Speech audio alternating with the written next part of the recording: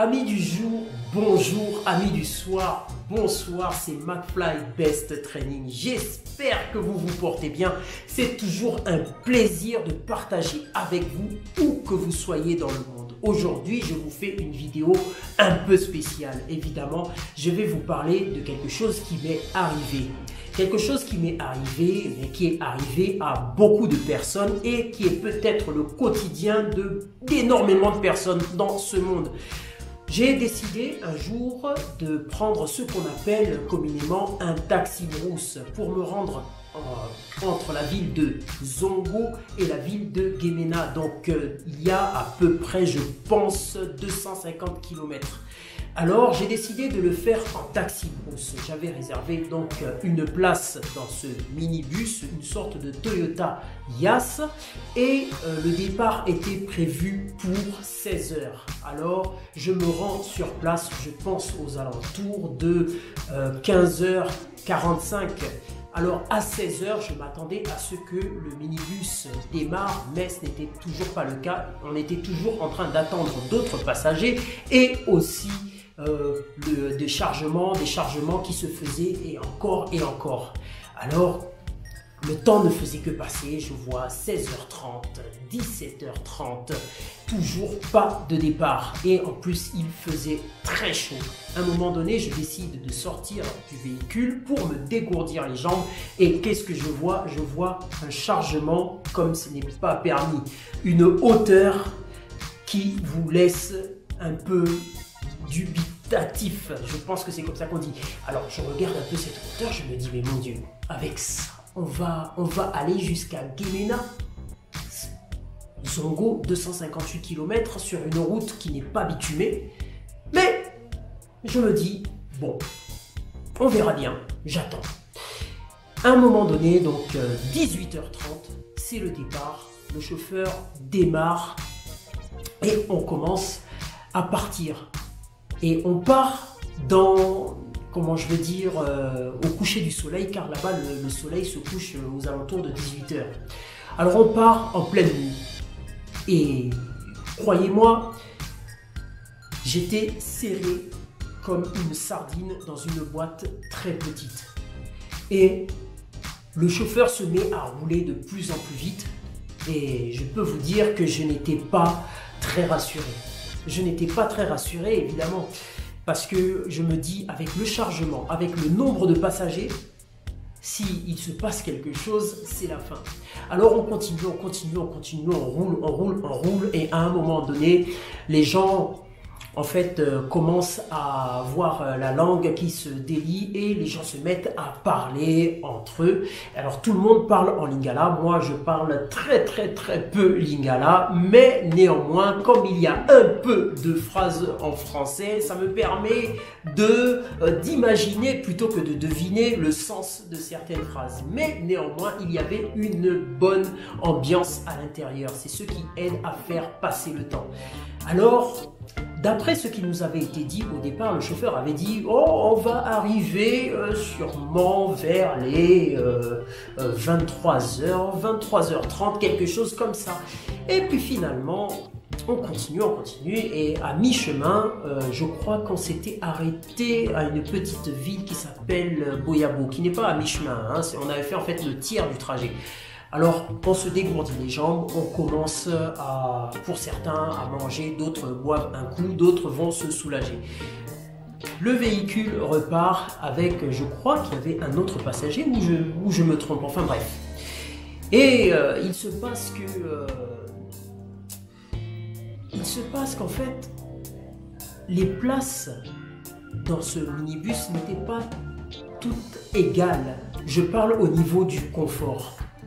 Il y avait un passager qui était très mal installé pendant que l'un des mecs qui est au service du chauffeur, lui, était très bien installé.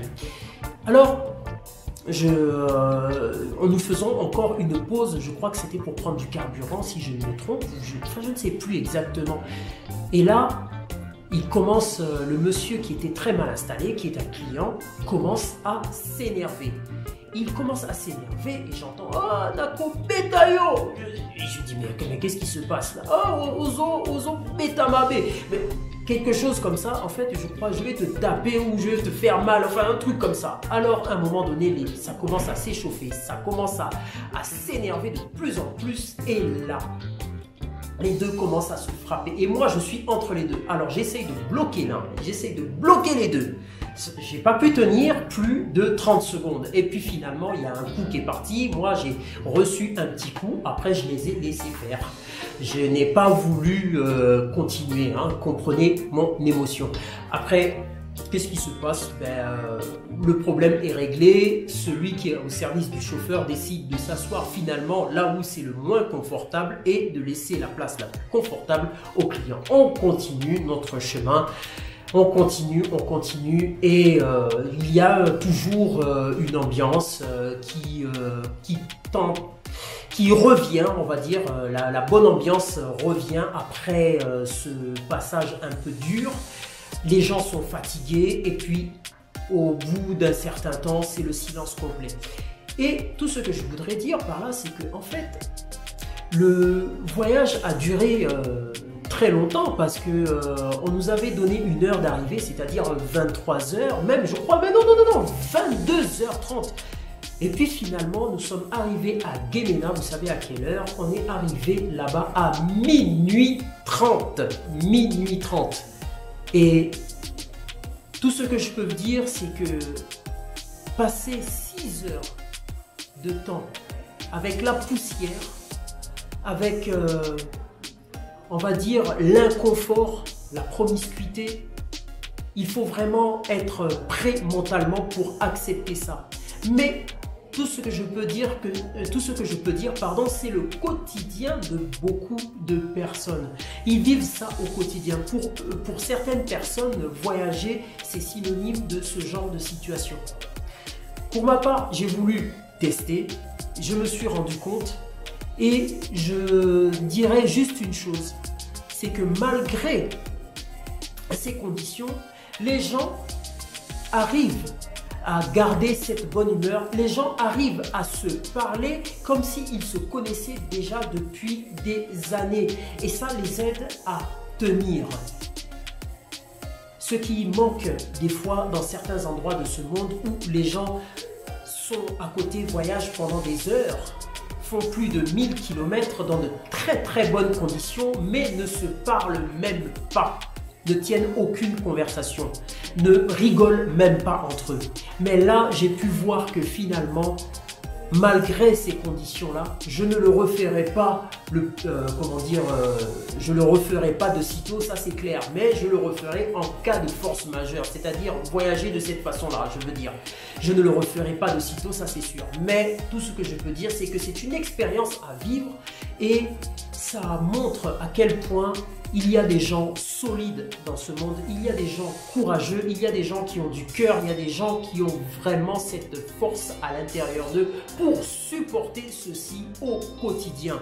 Alors j'avais parlé de la poussière, donc j'avais parlé du froid, parce que c'est pas parce que nous sommes en Afrique à l'équateur, au niveau de l'équateur, pardon, qu'il faut penser qu'il fait chaud tout le temps. Non, à certaines heures, je peux vous dire que lorsque vous êtes dans une voiture et que vous êtes en mouvement, au bout d'un moment, le vent que vous recevez sur votre figure, sur votre corps en continu pendant des heures, eh ben, c'est très désagréable et il arrive très souvent que vous en ressortez avec une petite grippe, avec un petit rhume. Et c'est ce qui m'est arrivé, j'avais la gorge qui grattait.